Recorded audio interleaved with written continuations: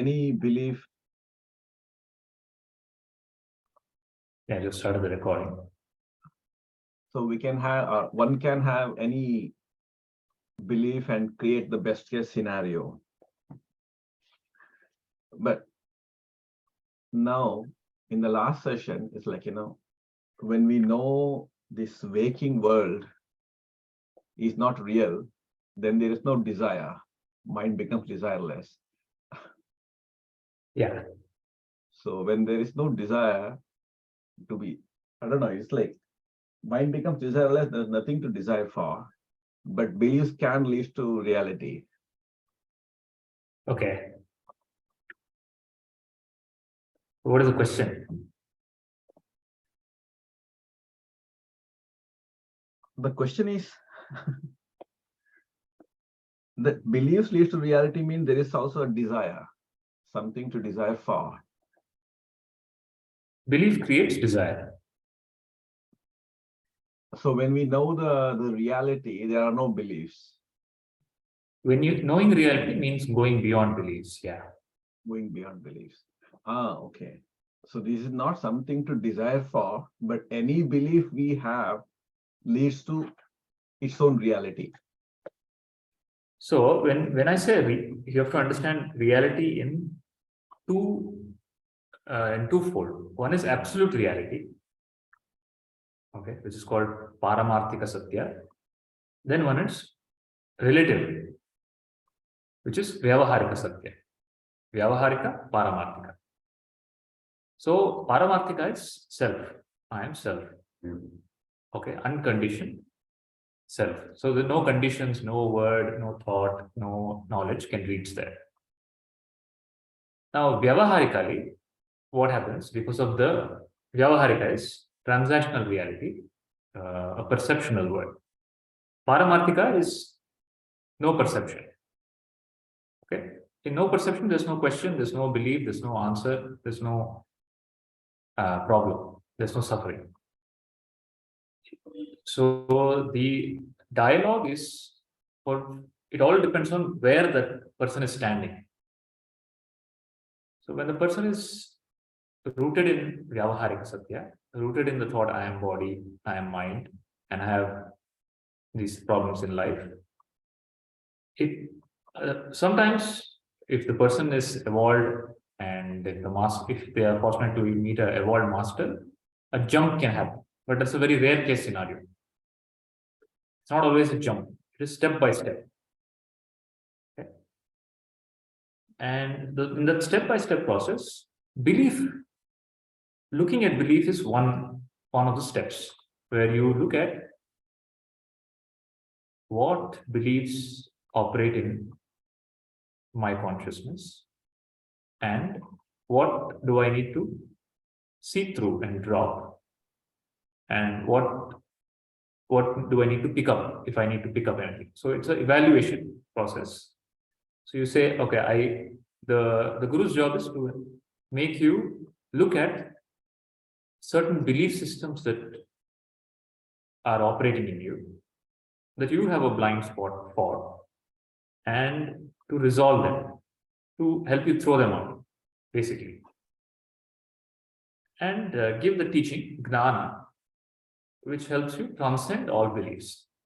Now, transcending belief is Atma-Gnana. But regardless of transcending belief, the machine, the body-mind has programs, right? They'll continue to run. In the continuation of running of programs, belief is also a program that continues to run. Atma-Gnana will not format the system completely. Erasing all beliefs is death, is dropping of the body. That will not happen. So the Gnani will continue, the machine will continue. Some programs will run it, because the machine to continue, some programs need to run.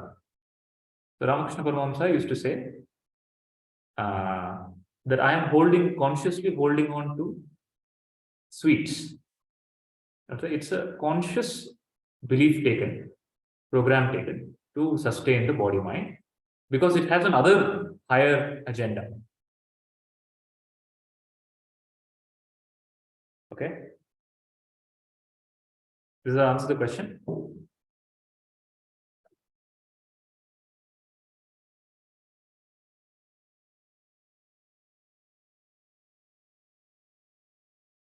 Kisharji?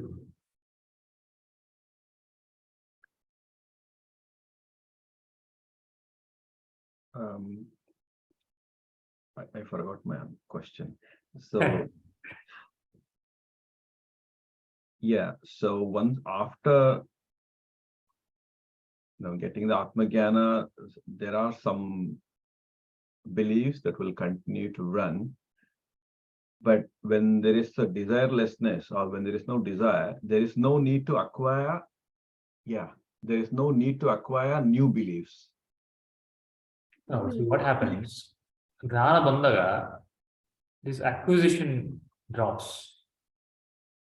You have acquired something by acquiring which you have no need to acquire anything more.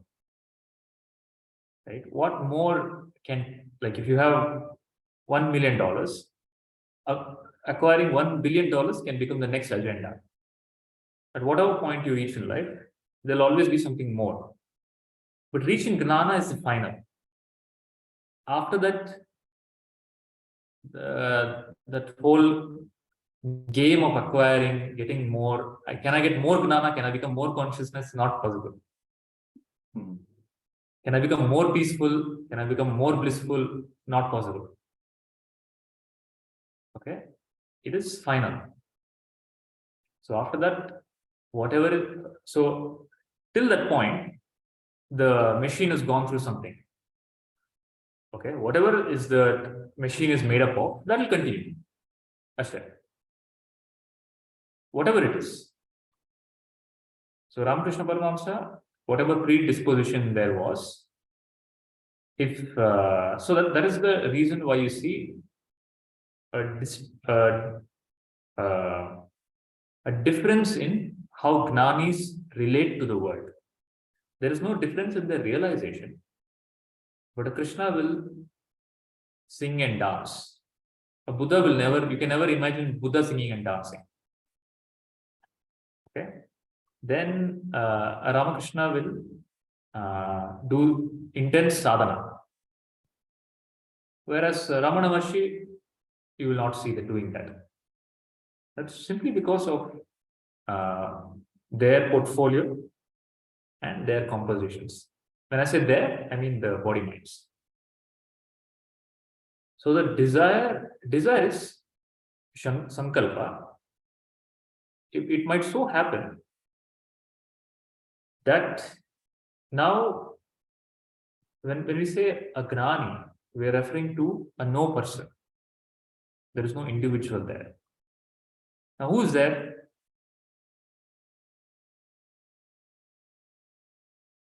The individuality is extinguished.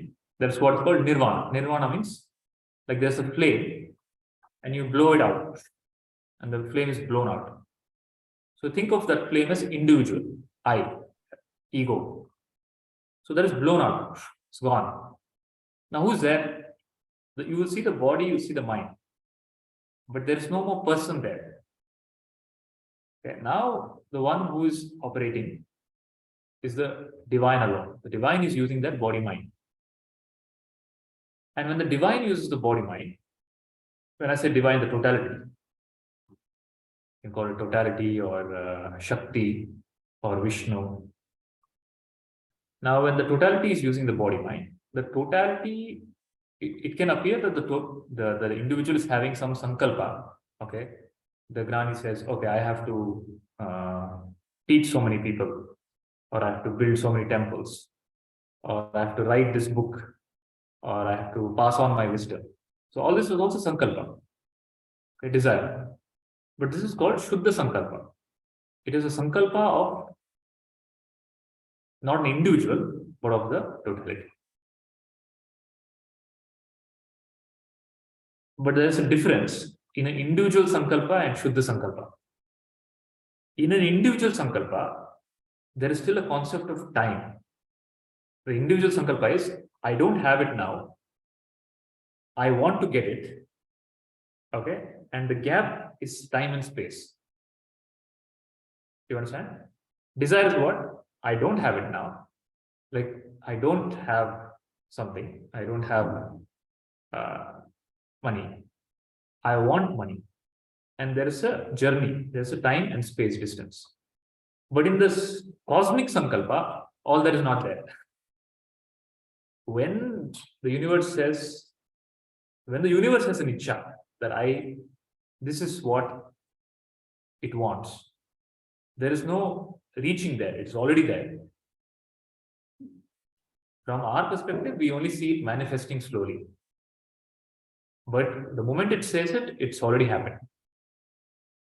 For example, if the Gnani says, like Shankaracharya will tell, I have to write some commentary, or Ramanuja will tell, I have sankalpa to build a temple there, to make this a Tirtha Kshetra. Them telling it, before they tell it, what is that? The work for that, whatever is required for that, has already started. Because in the universe, past, present, future are meaningless. Do you understand what I'm telling? So I'll give you the case of Mata Amritanmai. So Mata Amritanmai there was one old lady who was her follower. Then this person had cancer. Okay. Her son was in US. And she went and he's accepted her fate that she's not going to live on seeing her reports. It's impossible. Okay. Then she has darshan with Mata Amritanmai. And again, there is a test done and her disease is gone. Then the son is surprised because the reports now don't show the disease. So he comes to Amma and he tells Amma, I want to do some service to you. How do I repay? I have to do something. Okay. She tells you, they're standing near the backwaters on an arbitrary land. She points out and she says, build a temple there. Sorry, build a hospital there. You're a doctor. Build a hospital there. She just points out randomly. Then there's nobody there. Okay, there's nothing there. And this person is he's living most of his life in America. He doesn't know what is the process of buying land, how to make anything move. He doesn't understand. Then he tells, I don't know how to make this happen. He tells, it will happen. Okay. Now, while he's there, as he watches, day by day, week by week, a hospital gets built. Okay. And the most expensive equipment. Okay. To set up a dentist store, you need lakhs worth of equipment. To set up a hospital, you need crores worth of equipment. Right. All of them come. Because it's not an individual sankalpa. And now, did they start coming after Amma told him to build a hospital, or the process already started and then she told? All this is speculative because you can't make sense out of it. That is what today's session is about. The ego trying to make sense of how the universe operates. Okay? Any doubt? Is it clear, Sheshadji?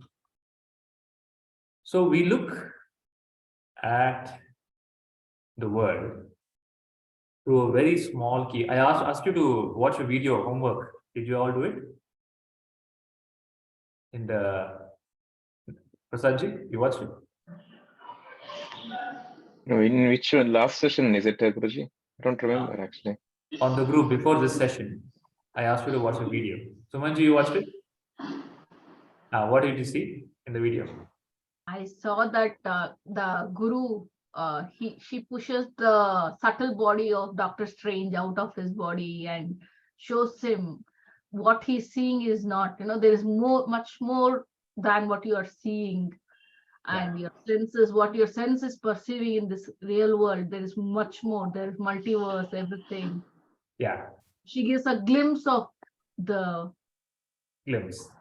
what you don't know. So is that fiction or reality? when I watched Doctor Strange, it was fiction, but now after your sessions, it is reality. So That is how I think with your sessions, it was all imaginary. That video, now you can feel, that's how it might be, sort of, that's, if I have to put it on paper or if I have to represent it, maybe that's how it would look or something. so that is still an illustration. That is just an example to open up your mind. So what happens? So there is something called ego. Have you heard of this word called ego? What is ego?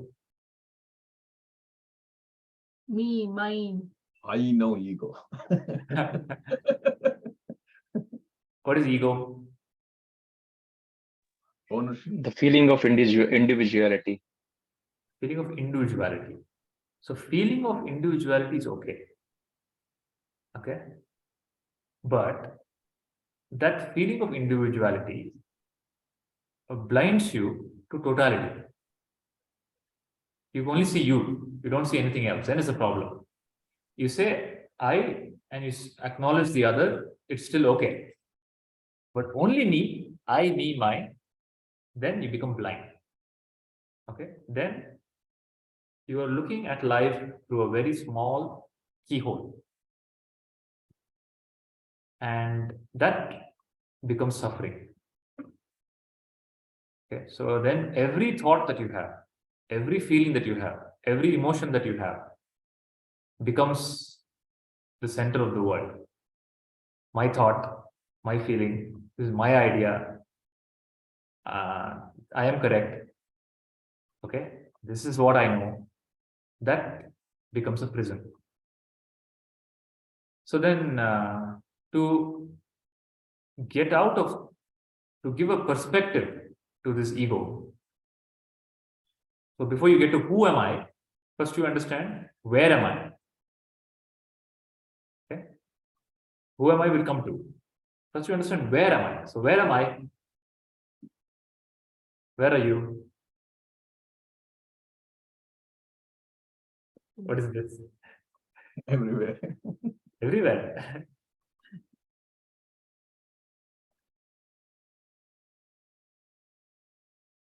So you say, I am in this particular place, Reading or Bangalore or some place. Now that geography is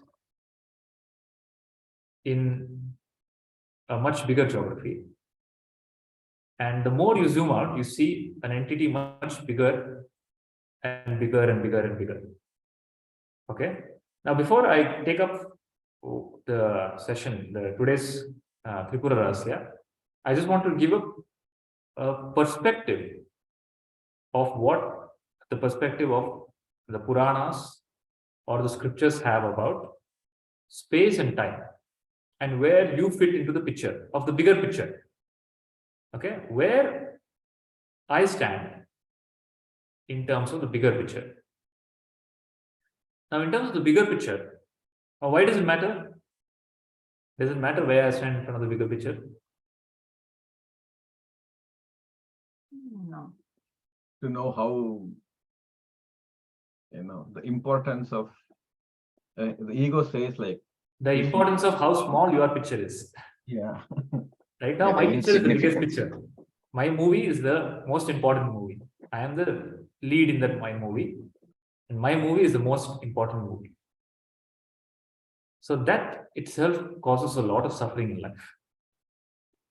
When I become the center of the universe, without understanding what it entails, you've taken the responsibility of being the center of the universe.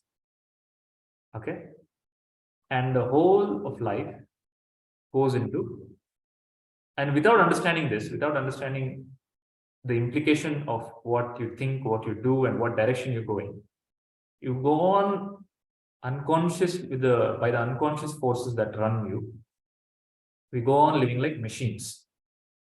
Okay, this is what's called samsara, programmed life. Now, to come out of program, it helps if you have a bigger picture. That's why Puranas give us a bigger picture And I'm going to tell you about the bigger picture because it's one understanding that you need before you go into the next story or the next teaching that Bhagavan Dattatreya is going to take up. Okay, because there might be some questions there. So the bigger picture is where am I in this picture? So how big is the picture? You think I'm in this place. Okay. Now this place that you're in is in this country.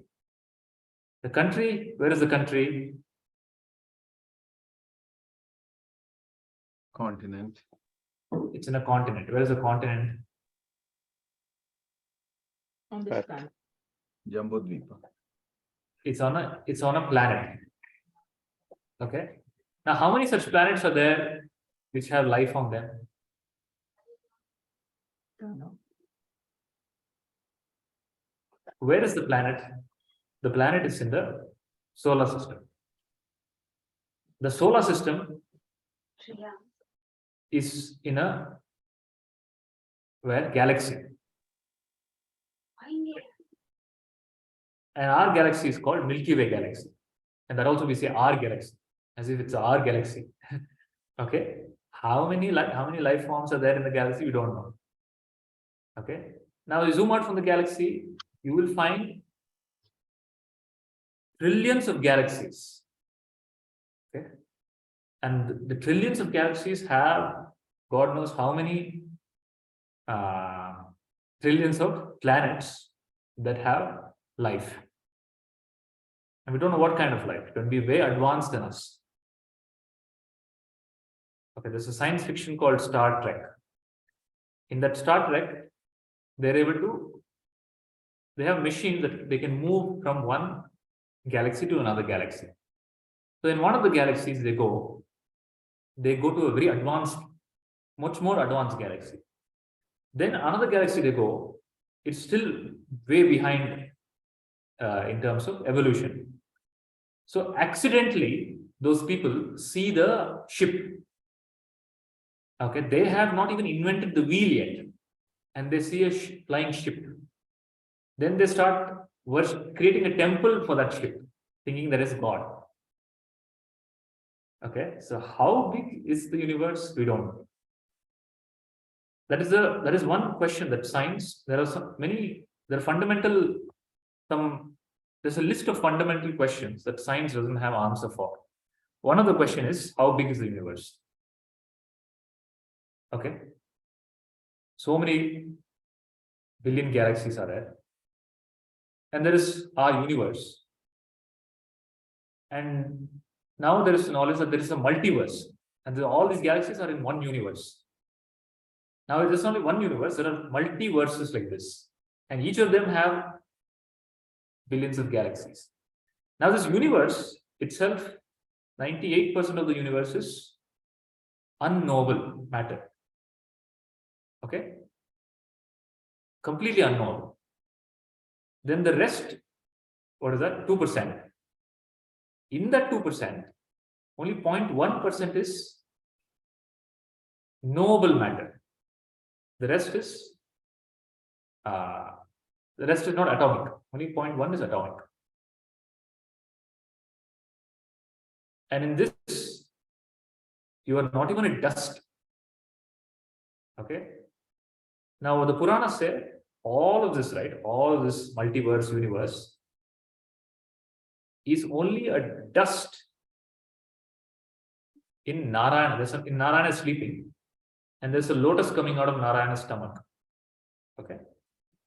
And the universe is compared to a dust on that lotus.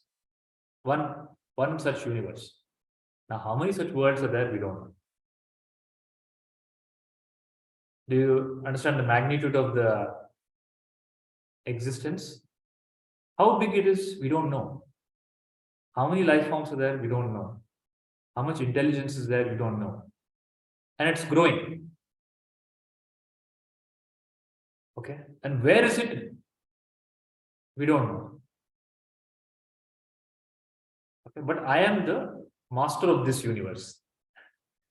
The ego claims this universe, which I don't know, in which I am not even a dust of a dust of this universe, I am the master, and things have to go my way. And that is ego. And I am doing something in this universe. I have individuality. I have free will. Okay. This, just because you have the ability to think, that ability to think has surpassed the existential expanded universe or multiverse. Okay. Now that is only space. Now let us look at time. So what is the average lifetime of a human being? 80 to 100. 80 to 100 in a very good case scenario. 80 to 100. 80 to 100 is our lifetime. And in around 600 or 500 years, you have 3 generations, your previous generations and your next generations. Okay. Beyond that, you don't bother about. Now that's what, that's 500 years. The Puranas talk about a time scale, which tells what is the time scale of existence. The 500 years is a part of Yuga. There are 4 Yugas: Satya Yuga, Treta Yuga, Dwapara Yuga, Kali Yuga. How big is Kali Yuga? Kali Yuga is 4,32,000 years. 4,32,000 years. Out of that, only 5,000 years have passed. Okay. In that 5,000 years, yours is 100 years. Right? And after a few 100 years, everything will be wiped out, what you know. That was what there in the previous chapter that I took up. The king comes to a space 12,000 years ahead, and everything that he knows has disappeared. Okay. So Kali Yuga is 4,32,000 years, and the entire it's the 4 Yugas, it's called one Mahayuga.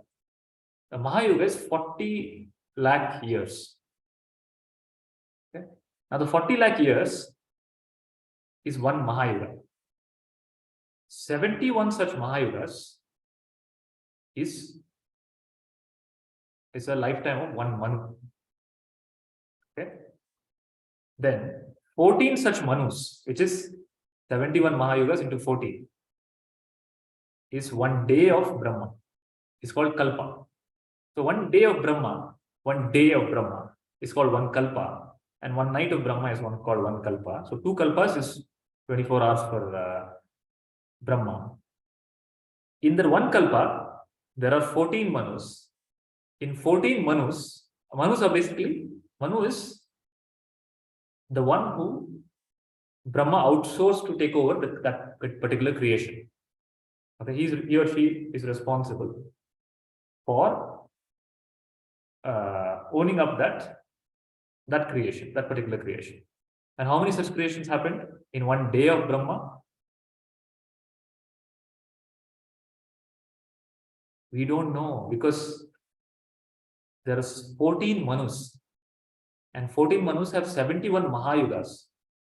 Okay, and one Mahayuga is 40 lakh years.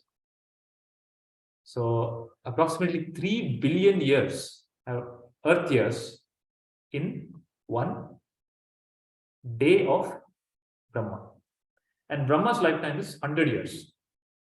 And we know that we are in the second part of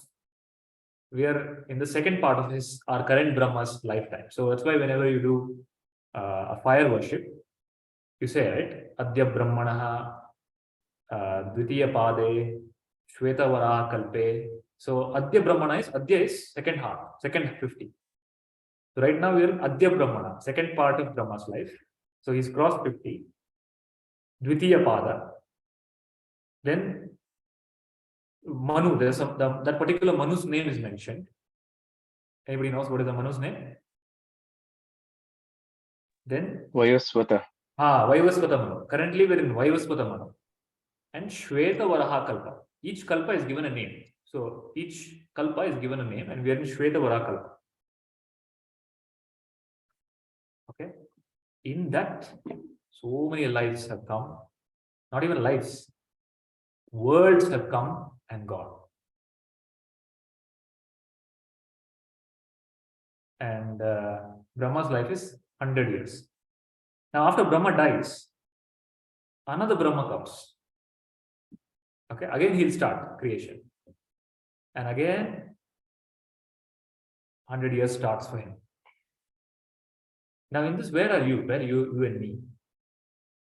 How many such you and me's have come and gone? We don't know. Okay. So this is to give a perspective of time. And in each creation will have its own. Every time there's a creation, the creation takes its Mahayugas. Satyuga, Treta Yuga, Dwapar Yuga, Kali Yuga. Each Dwapar Yuga will have its own Krishna. Each Treta Yuga will have its own Rama. So in the Ramayana that we know, is written by Valmiki. Now Valmiki was a dacoit called Ratnakara. He heard the Ramayana from Narada. Okay. When Narada told Valmiki the Ramayana has already happened. Okay. And he's referring to the original Ramayana and telling him the Ramayana. You understand? So the original Ramayana, which is the Moola Ramayana, has over 100 crore shlokas. But for our this creation, only 24,000 shlokas is revealed, because that's all that is required and is relevant. So how many Naradas have come and gone? How many Ramas have come and gone? How many Krishnas have come and gone? Okay, all in one day of Brahma. Okay, and how many such Brahmas have come and gone? We don't know. And why this is told is to give you a perspective of what you are into in your ignorance. So until you realize, Punarapi Jananam, Punarapi Manam, Punarapi Janani, Chataresha. Life goes on and on and on. One Mahayuga after another Yuga. One Manvantara after another Manvantara. One Kalpa after another Kalpa. And even after Brahma dies, if you're not realized, you take another birth, again the next Brahmas. So enough incentive to get enlightened. You understand? Now, in all of this is happening, okay, without understanding of this, you get boggled down by your thoughts, feelings, actions, emotions.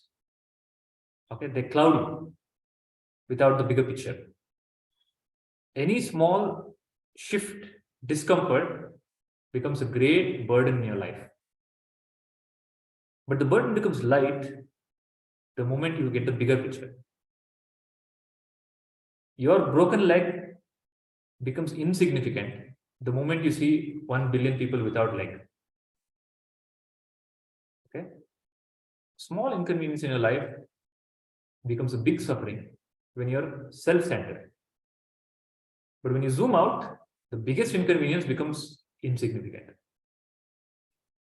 You understand? The reason I told you this is, one, because how the ego thinks. And the second, because there is a story that Bhagavan Dattatreya is going to tell now as an answer to Parashurama's question, which is the story of Ashtavakra and Janaka Maharaja. So everybody knows the story of Ashtavakra and Janaka Maharaja. Ashtavakra is the guru, Janaka Maharaja is the Shishya. Janaka Maharaja is Sita's father. He is the Shishya. But in this story that Bhagavan Dattatreya is telling, Ashtavakra is the Shishya and Janaka Maharaja is the guru. Okay, in this version of the story, Ashtavakra goes to Janaka Maharaja asking wisdom. And Janaka Maharaja is the Sadguru. Okay. Then you get confused. How is this possible? Because scripture is telling something here, and in another scripture something else is being told. And scriptures cannot lie. Okay, there must be some error, some translation error. There's no translation error. Both of them are true. How?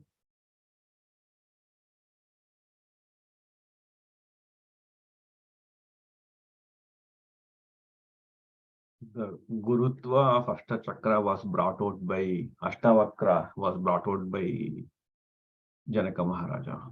In that way, he may be considered as his guru. No. In this version, he's actual Guru. Janaka Maharaja is actual Sadguru. Ashtavakra is a disciple who seeks Gnana from him. It is because it's happening in a different Manvantara. It's a story from a different Mahayuga. You understand? In that version of the Mahayuga, it is Ulta. So in another Mahayuga, probably I am the disciple, you are the master. Okay? All such possibilities in creation. Creation is not rigid, it's very flexible. It has no such thing like this is how it should be. It is Leela. It keeps playing around. Sometimes it moves the pawn like this, sometimes it moves the pawn like this. You understand? So one day I was having this thing. What is that? There was one master who was talking to his disciple. The disciple's husband had died. Then she is crying and she's in grief. It's been one day. And she goes to the enlightened master and she asks him, I've lost my husband. There's no meaning in my life. Okay? We were married for 25 years. Then the master tells her, but your husband is already happy. He's already living with another wife. He's already born, he's taken another birth, and he's already having a family. Okay? That means he's left this body, he's already taken birth in a world where he's already spent 30, 40 years, has a wife, has a child. And in this, where he has left his previous body, it's not even been one day.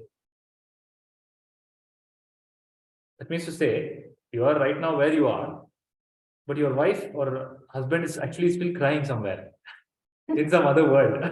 It's been only one day. Okay? It is beyond our comprehension. How many worlds are there? What is the time scale? Because it is in our experience also, right? In dream, you see, you live many years, but it's only been a few hours of sleep. In the same way, that is also the same in between births. Okay? And how many births? We don't know.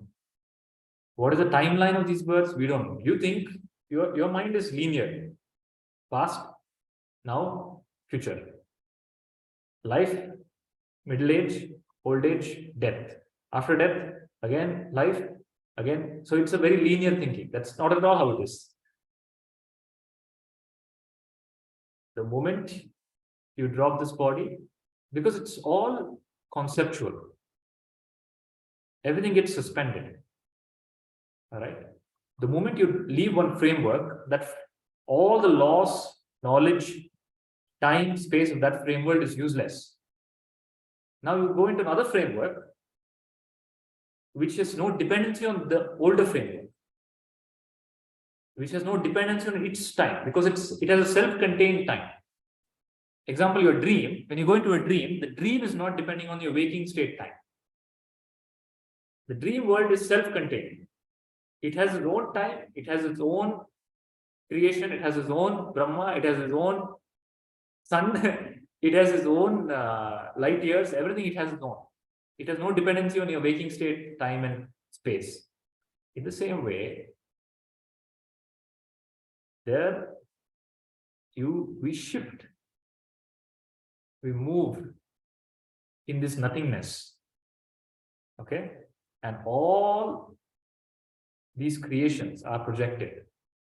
And how it is projected, where do I stand, and where am I?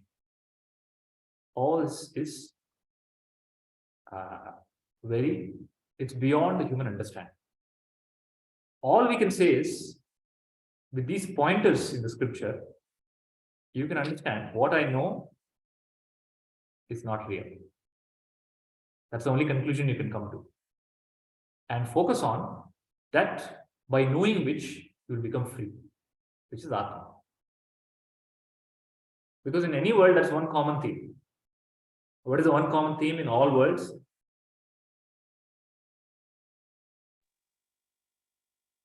One Atma, one totality. No matter which world you go to, which Mahakalpa you go to, which Manmantra you go to, which Kalpa you go to, which Brahma you are born in any world, parallel world, multiverse, any world, the one common theme is Brahma Satya Jagat Mithya. Consciousness is real. Whatever you're seeing, Jagat is Mithya. Okay? To hold that, focus on Atma Gnana, and become liberated. Okay? You should get the taking up the path of liberation is important because of this. Because life perpetuates, this dream perpetuates until you realize. Go on, on. Any doubt? Veena? Is it scary enough? Yeah.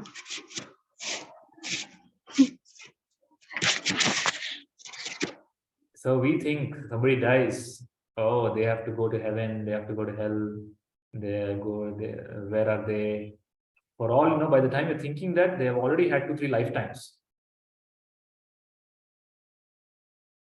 Okay.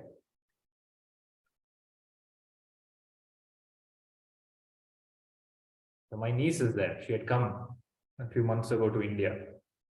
So I asked her, she's 3 years old. I asked her, where were you before you were born? Okay. She told, I was in a different house. Okay. So you're always shifting. The game continues until you realize. Is it clear? So this story that Bhagavan Dattatreya is going to tell is true, but it's of possibly a different creation. Any doubts? Shall we continue? So Bhagavan Dattatreya has just completed the story of Mahasena. You can watch the video, that was the previous session. And Parashurama is very impressed with the story. And he's understood the story, he appreciates it. But he comes back again after some time to Dattatreya, telling that he has some more questions. Okay. The question that he has is, he has 2 questions. First question is, if consciousness is beyond my understanding, if consciousness is beyond mind, beyond thought, beyond intellect, then there is no hope of realizing it. How can I realize it? Because simply it's beyond my understanding, beyond my intellect. Then how do I know it?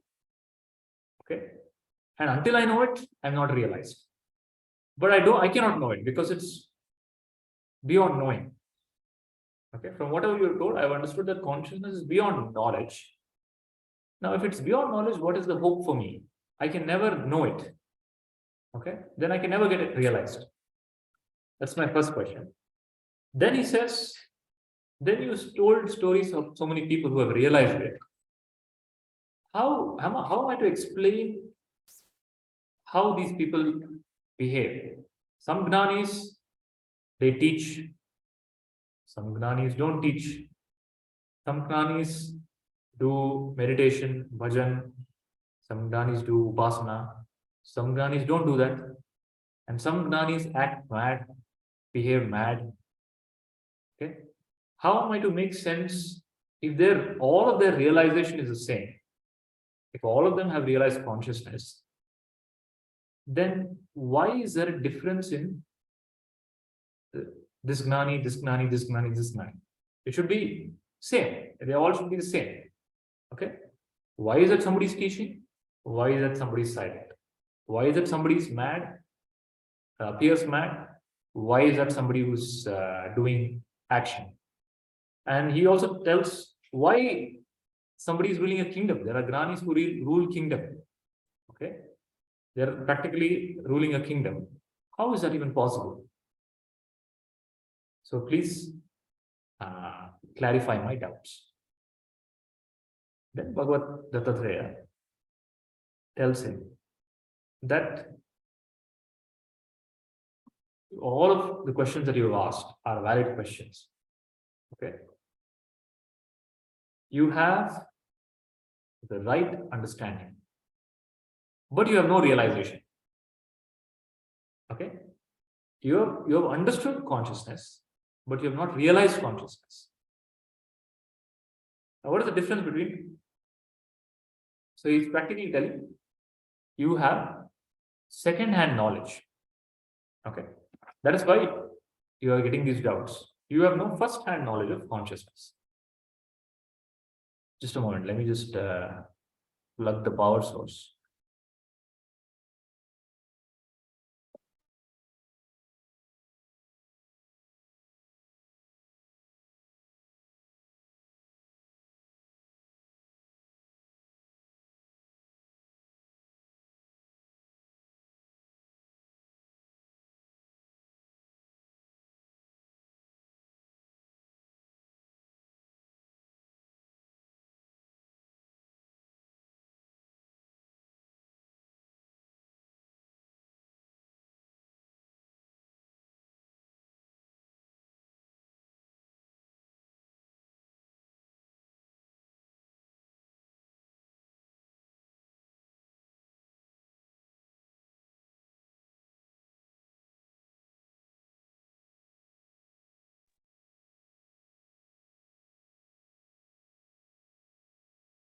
Are you able to hear me now?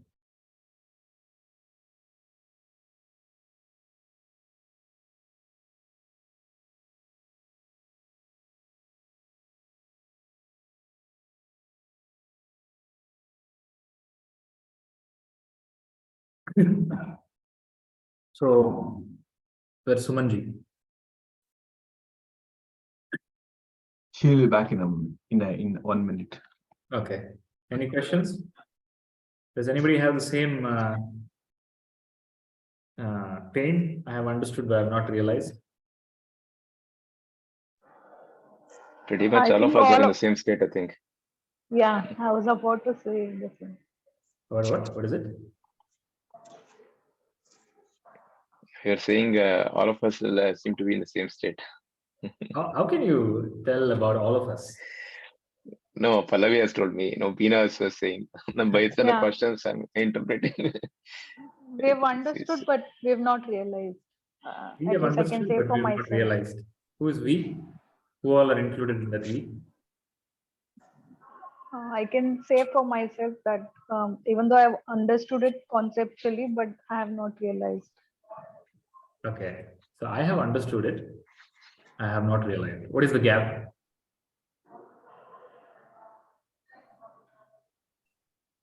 Still, there is no experience of it or that. So you make the statement, I have understood it, but I have not realized because I have not experienced it. But the thing is, conscious can never be experienced.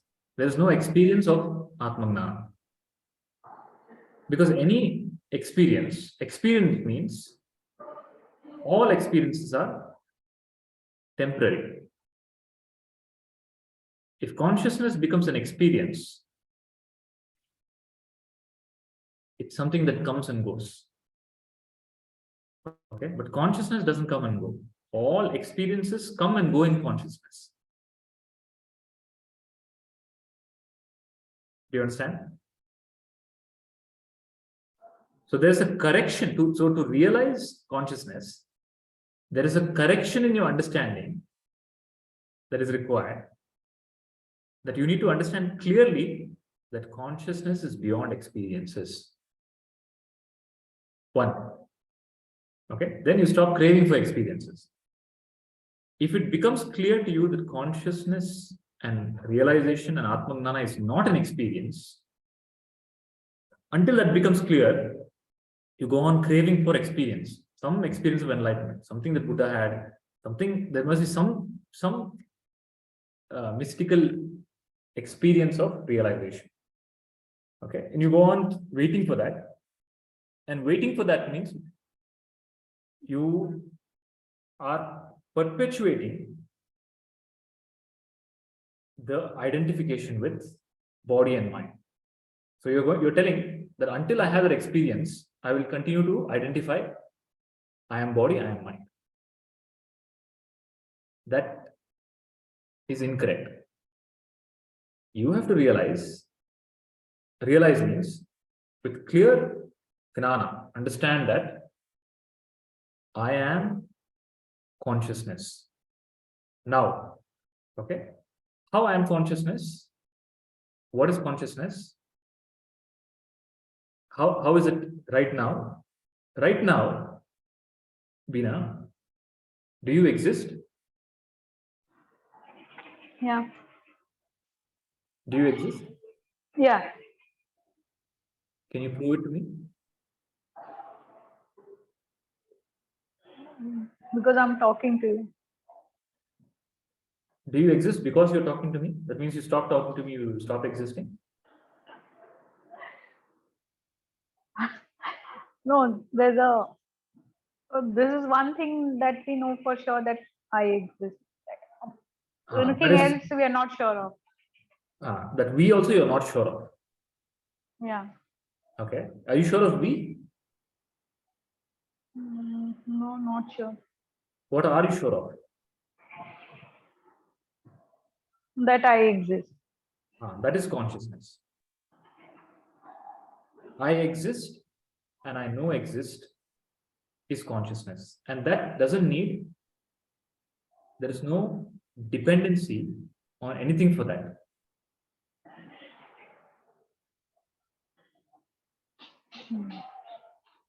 Do you understand? But the problem is that I exist, that you take it to be the body. You misunderstand it to be Bina. Okay? That has to be resolved with Gnana. So when it's resolved with Gnana, you don't get consciousness. There's a clear distinction. Okay, this is not me. This is not me.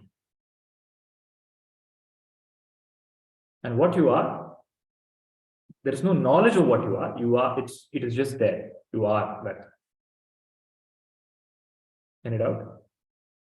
So here, Bhagavan Dattatreya is telling, you have understood it, but you have not realized it.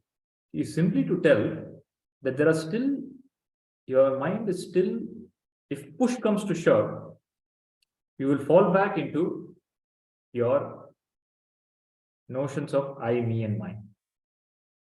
You will fall back into identifying with the body, identifying with the thoughts, identifying with the emotions, identifying with the identity of name, what is that?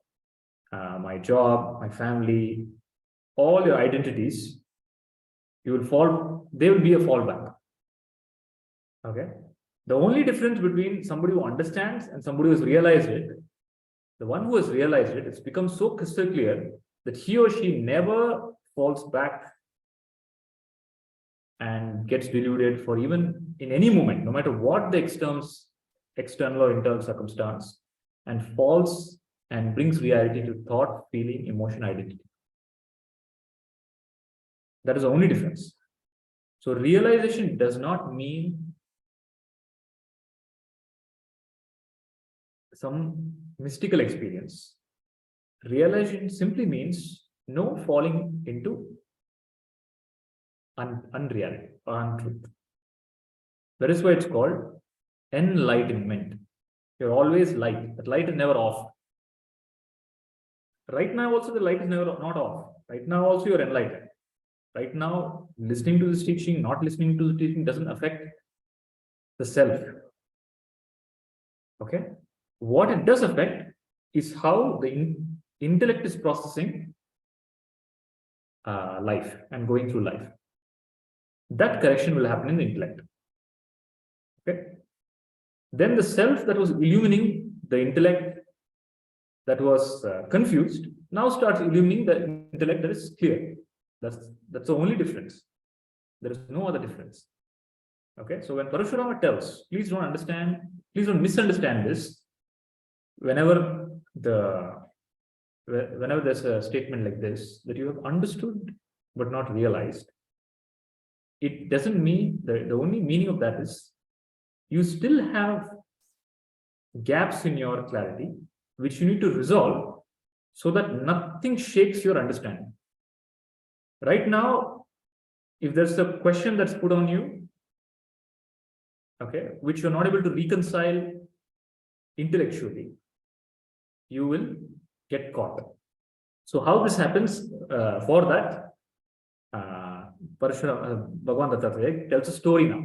The story is to illustrate all that I just said right now. Is it clear? Is understanding and realization clear? Realization is understanding, but it's crystal clear understanding. All I can say is realization is a clear understanding where there's no fall back from. That's the only difference. When Dattatreya tells that you have understood but not realized, he's telling that you're still not very clear. Okay. So now he tells a story. The story is of Ashtavakra. So there's a kingdom called Videha. In the Videha kingdom, the king is Janaka. Okay. The Janaka Maharaja is a great king. And in his court, he always invites wise people, gurus, gnanis, to give discussions, talks. That is their pastime. Their pastime is always being immersed in the scriptures and the discussions. Okay, you think of them as scientists. Scientists, when they gather, have you ever been part of a lunch or a dinner conversation with a bunch of scientists? Or a bunch of entrepreneurs, people who own businesses? No. The moment you sit in the dinner table or lunch table, there are 6 or 7 or 10 minds that are talking about, they're always constantly talking about a much higher subject. Okay. There is a stark difference between an ordinary dinner table and a dinner table of a scientist or entrepreneur or intellectuals, real intellectuals, not pseudo intellectuals. Okay. So the moment you become part of the conversation, you get elevated. The mind gets elevated. So you suddenly feel, oh, I have been worrying about all nonsense all my life. There is something else to think about in life. Okay. So when the scientists sit together, the quantum physicists sit together, they think about the highest possible use of the human mind, of how to use this tool to uncover or discover the secrets of creation. When the entrepreneurs sit together, they'll think how to use this tool to solve the biggest problems of this bunch of people, by which we can make this much amount. Okay, so they're just by that conversation, they're expanding their horizon. Now imagine a gathering of Gnanis. Okay, what question answers, ideas, thoughts are thrown around in that. Okay, so what strategies, what ways to make the world better are discussed there. So Janaka Maharaja is such a king who invites these great minds to come and give talks or have discussions. There one day a person comes, his name is Bandi. Okay, he's also called Varuni, or son of Varuna. He comes, and the moment he comes, he looks at the crowd and he insults the crowd. He tells Janaka Maharaja, I thought your court is supposed to be filled with wise people, but they're all insects here. They're all animals here. Their intellect is so, they're insignificant. Why do you have such a gathering of such insects? Okay. Then everybody in the hall is, they feel insulted. So then Bandi says, just a moment.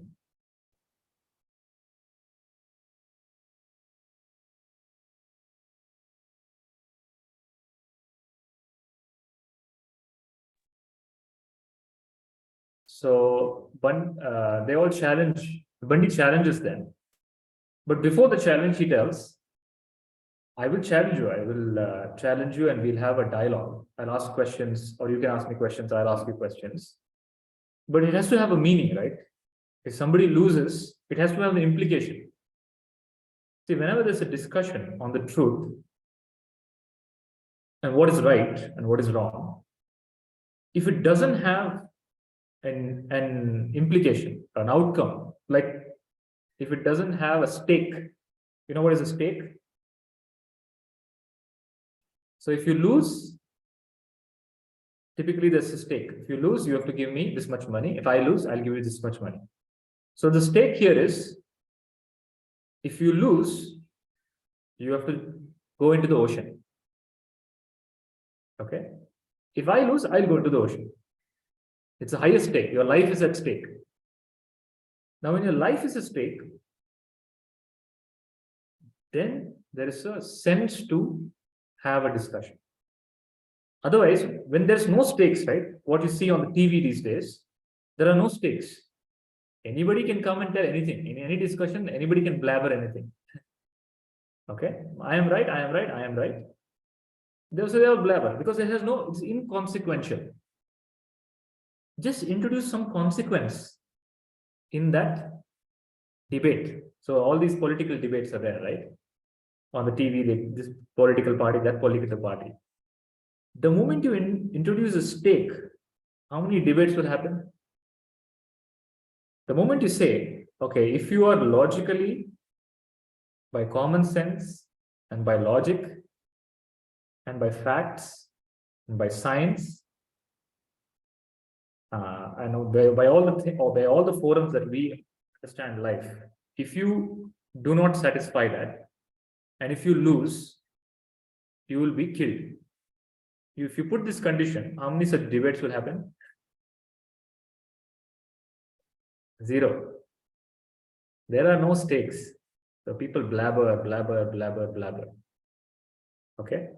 So, but he puts a stake. And look at the dedication to truth of these people. Their dedication was, and that's the same kind of dedication that Shankaracharya had. And all the people that Shankaracharya met had, right?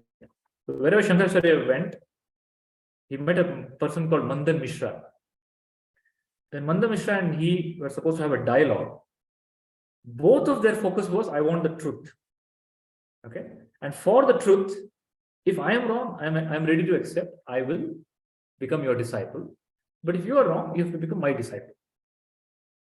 Okay, so Bundy says, if you are wrong, you have to die.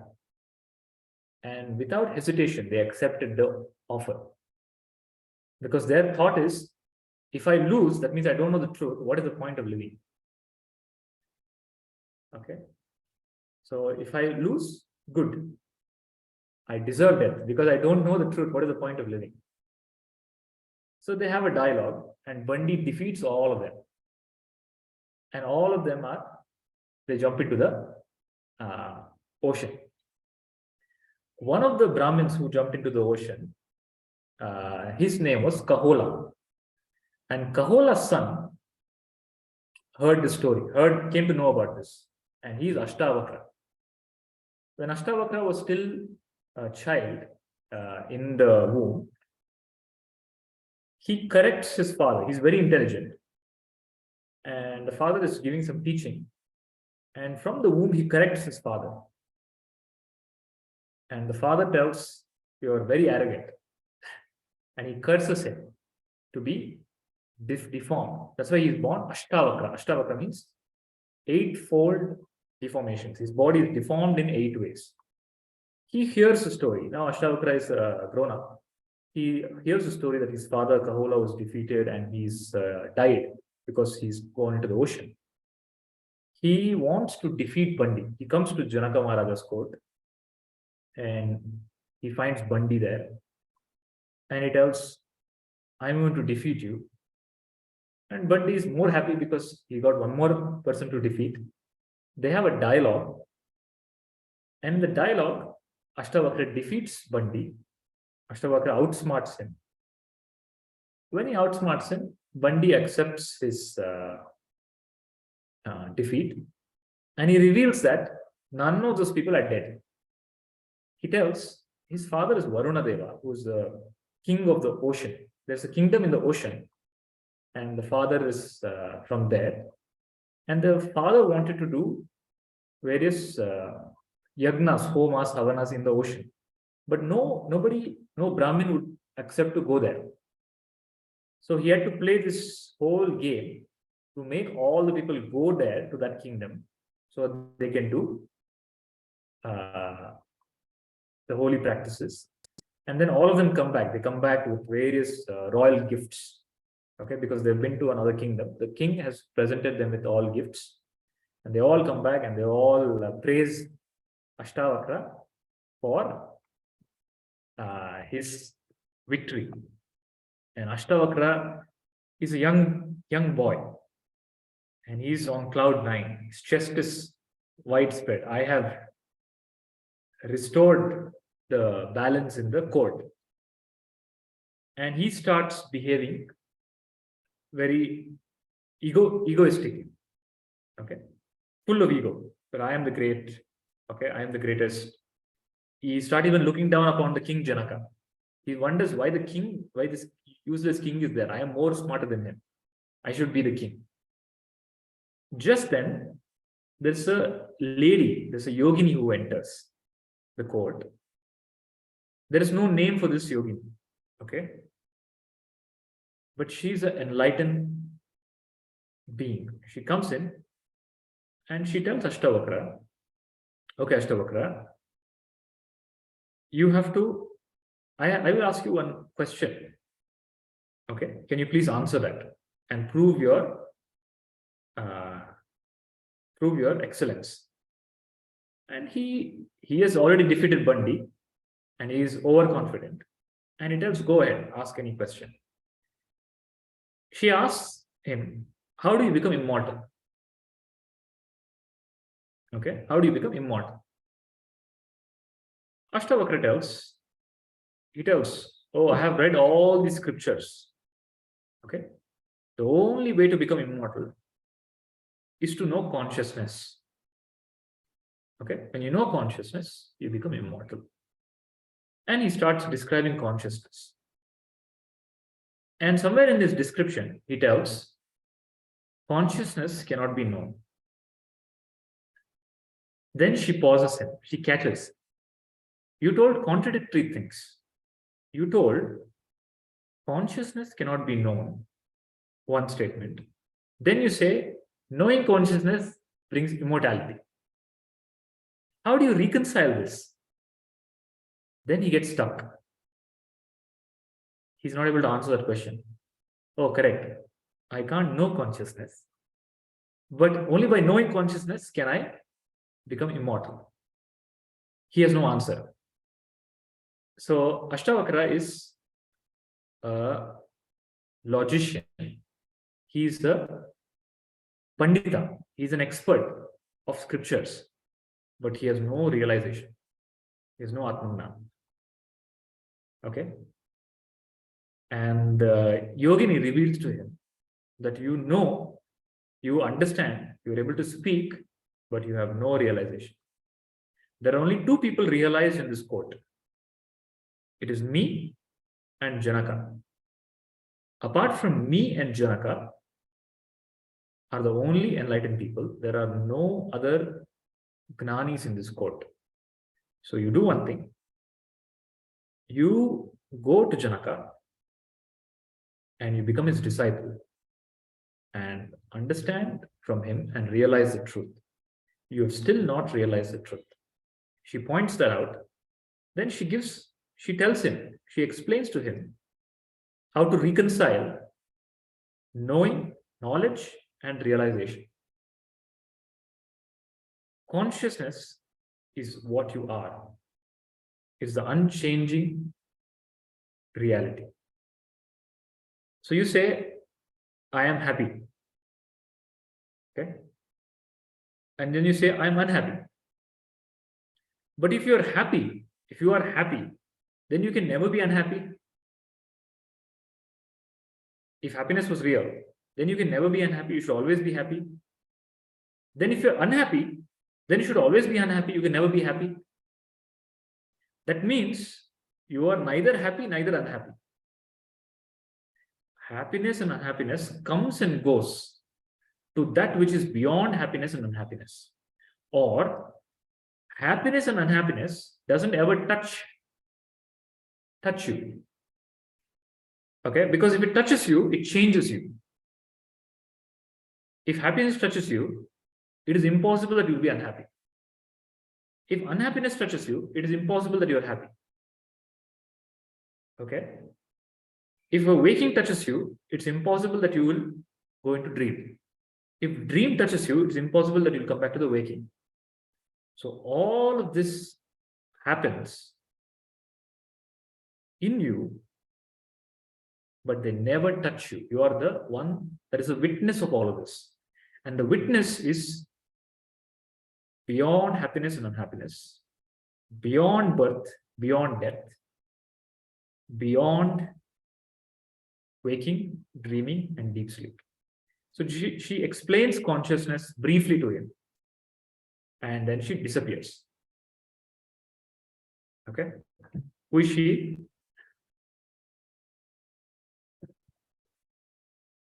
Who is she? So she is Adi Parashakti. Okay?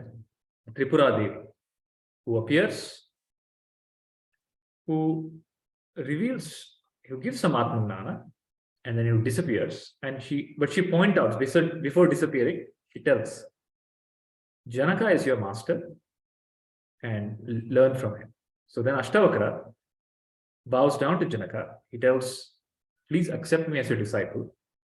And please elaborate, what is this consciousness that the Devi spoke about? Okay.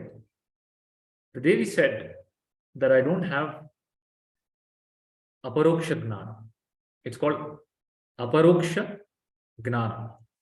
So there's paroksha gnana, which I already have. Paroksha means second-hand knowledge. I've heard it, I've read it, but it's not aparoksha. It is not my living experience. Now, how do I reconcile? So students of commerce will understand reconciliation.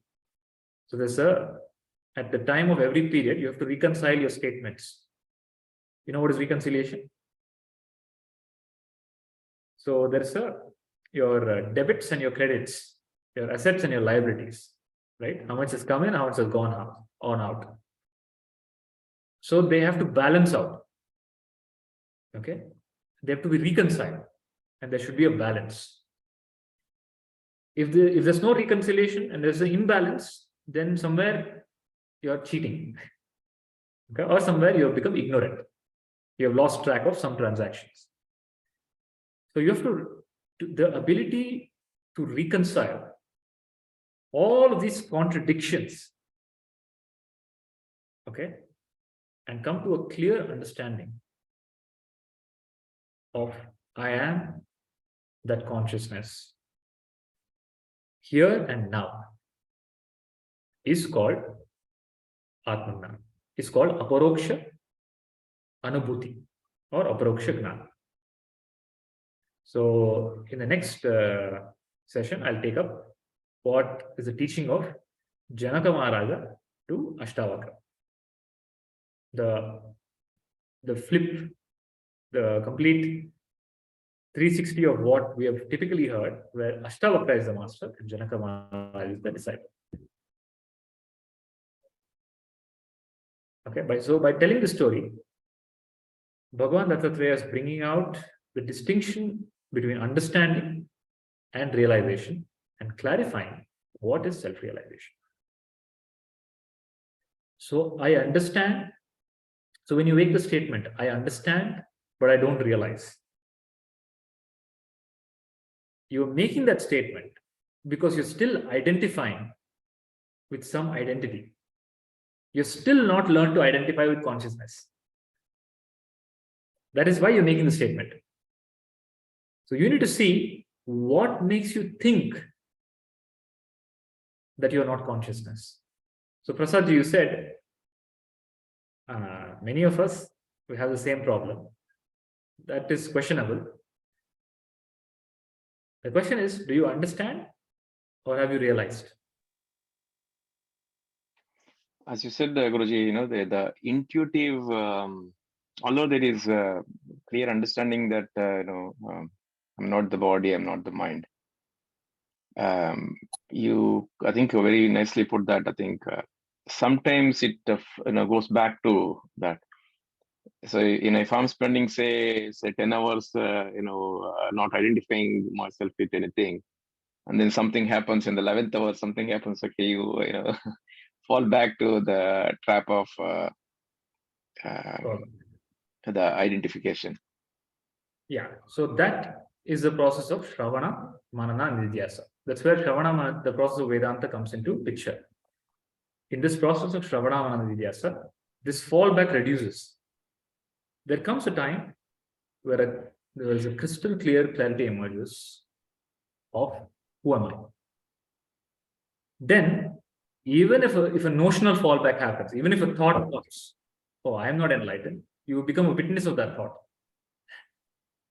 You don't, right now, the only problem that's happening is whenever a thought comes that I have slipped, you're bringing reality to that. Oh, yes, correct.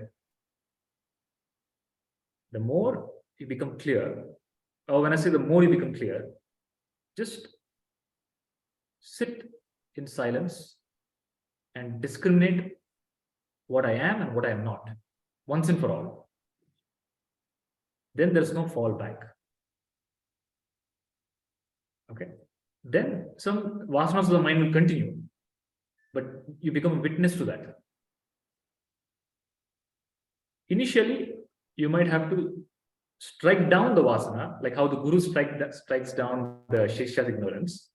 But there'll come a point the vasanas won't raise their hood for you to strike down. Then a deep peace remains. No doubts, no questions, no clarity also. In that sense, clarity, confusion, both disappear. The self shines.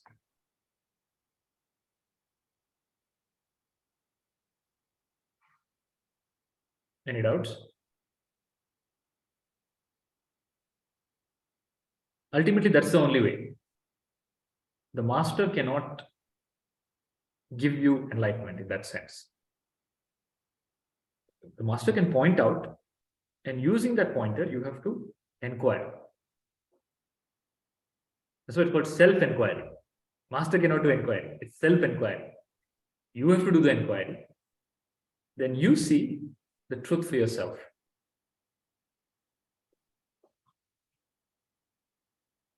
And you realize that that's how it's all. You have always been. You have always been the self. Forgetting the self has not affected the self. Okay, like forgetting your waking self and going into a dream world and experience something does not affect the waking self. In the same way, any amount of dreams you perceive doesn't affect you in any way. But that deep clarity has to come in, that I am self.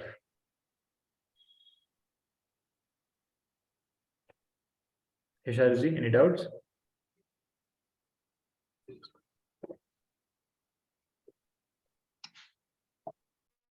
No. I wanted to say something, Guruji. No, whenever this topic of realization comes, what I feel is it is just a way of life, sort of. Because I don't know what has to happen or how it has to happen. I remember one video where Prabhuji was telling about the fire, the intensity, recovery from when you react to something. Yeah. That keeps on reducing. So sometimes whenever there is some Vyavaharika things happening and I react to something or that gets affected, there is an emotion, there is a reaction, but then the recovery, then everything is shortening. I feel that is realization for me. The way you react or it gets affected and the suffering, that was all too much. Now it is all going down and down, and there is a very evident, sometimes conscious, sometimes unconscious, just automatically things are just happening. Nothing affects, especially my India trip. There are so many things happening. It was sometimes touching me, but then there was a small barrier. It was just happening. I was just going with the flow. I feel that is realization to put it in words, actually.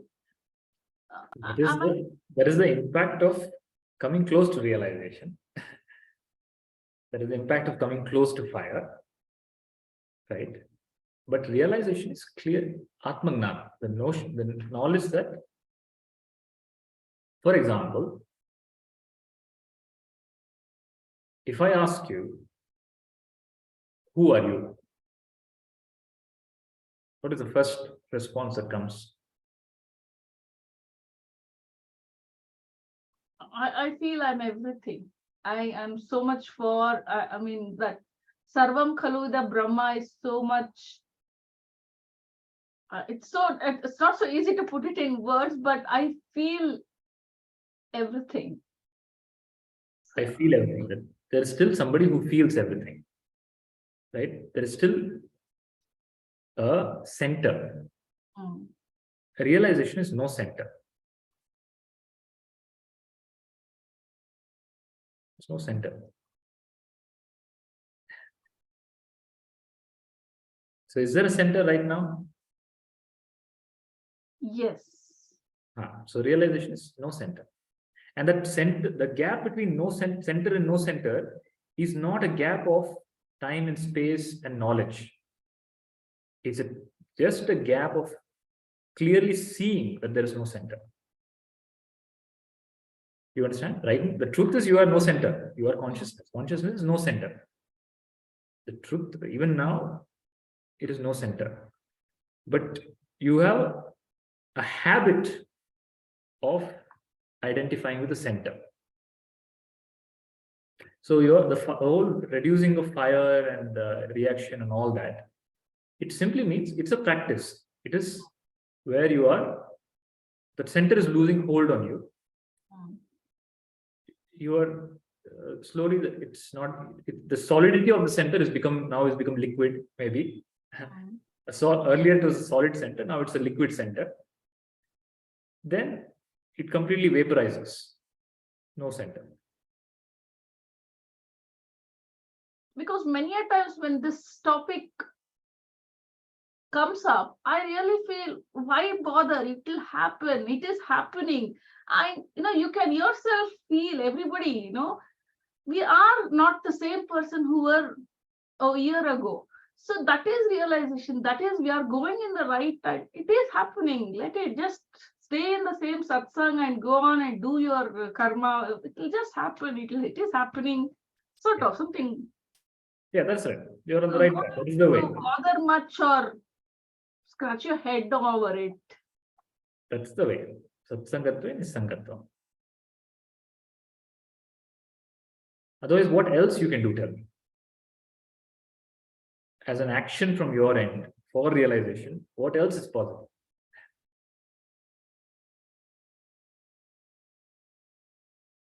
This is the simplest way out, a very passive way out. All you have to do is listen. So it said Shravana Matrena Mukti. Sakrit Shravana Matrena Brahmagnana Yato Bhavit. Somewhere in the listening, it hits you. Oh yeah, it's not true.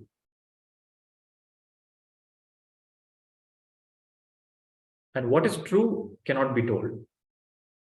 That is self-revealed.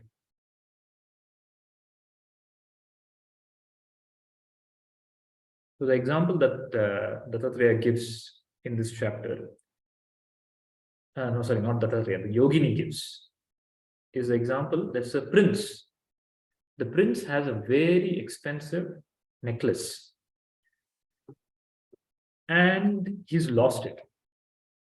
And he's crying, and everybody's panicking because many people will lose their heads now. They'll be imprisoned, they'll be killed. Everybody's panicking and he's reacting uncontrollably. Then so a minister, a wise minister, sees the necklace. It's in his neck. Okay. Now, until he sees and acknowledges it, it doesn't make any sense. He has to see it. Just because the minister saw, it doesn't make sense. Just because the servant saw, it doesn't make sense. He will not stop his nuisance unless he sees it. So then they cool him down. He's screaming and he's jumping. He has to be first cooled down. They say, please calm down. We have put all our best people at work. Okay, they cool him down. Then they hold a mirror. Then he sees, oh, it's here. He sees it in the mirror, then he sees it upon himself. Even seeing in the mirror is not valid. He has to see it on himself. Okay, even mirror is paroksha gnana. Aparoksha is when he sees it himself.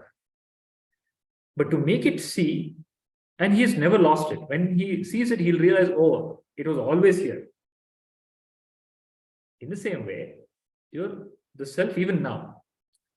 But the thought pattern in the mind is creating such a nuisance that you're not getting time even to see it.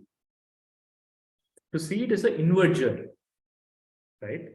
When have you made the inward journey? How much time have you spent on inward journey?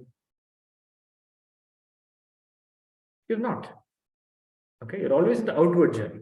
Even if you close your eyes, the outward journey opens up, right? So the whole process of Vedanta is to first it assumes that you have done all the purificatory practices. Now you have come to a stage where the truth can be directly pointed out. And it's pointed out and you see it. When I say see it, you see that I am not the doer. I am not the body, because the body keeps changing. There is no body in deep sleep. Okay. I am not my emotions, because they keep changing, but I don't change. And I always seem to be referring to an unchanging I. I go on saying, I did this, I was here, I did this, I ate, I feel, I think. But forgetting the fact that I has always remained the same. Even though I went through all of this, I didn't get affected. That I did not get affected. Okay. So the self, so it said, what is the best place to hide? The best place to hide is in plain sight. Okay. The self is hiding in plain sight always. Your very existence is the self. Okay, that is aparoksha. It's called nitya aparoksha. Always I exist. There is no doubt, you never question. Okay. But that I who exists and the I who doesn't undergo any change, you superimpose body, mind, and identity on it. If you stop doing that, the truth is revealed. All the teaching is just to help you stop doing that. That's all. It's like holding a mirror. But ultimately, you have to see it for yourself.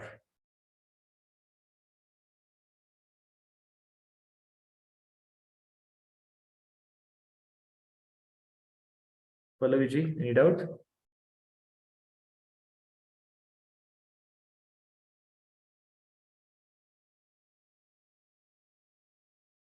Veena? Prasadji, any doubt? No, Guruji, I think it's clear.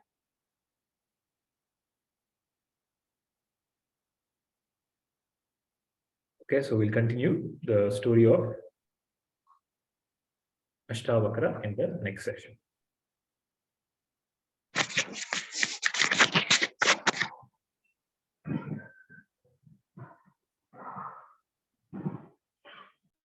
Let us sit silently for some time.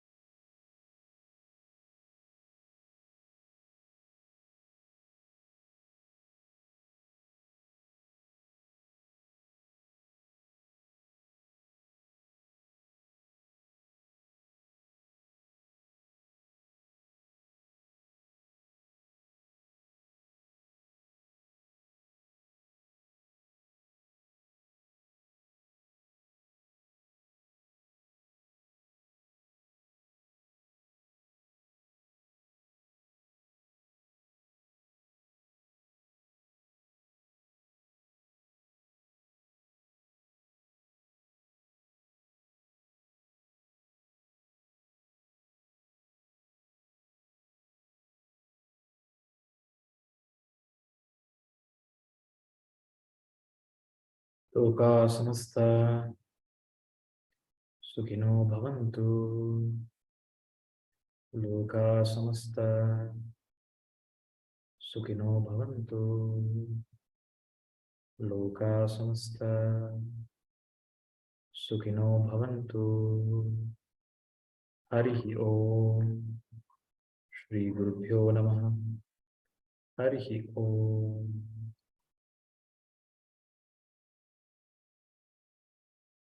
My pranams to all. So in the next session, we'll take up the continuation. It's a long discussion between Janaka Maharaja and Ashtavakra. So we'll slowly understand that. Hari Om, Guruji. Hari Om.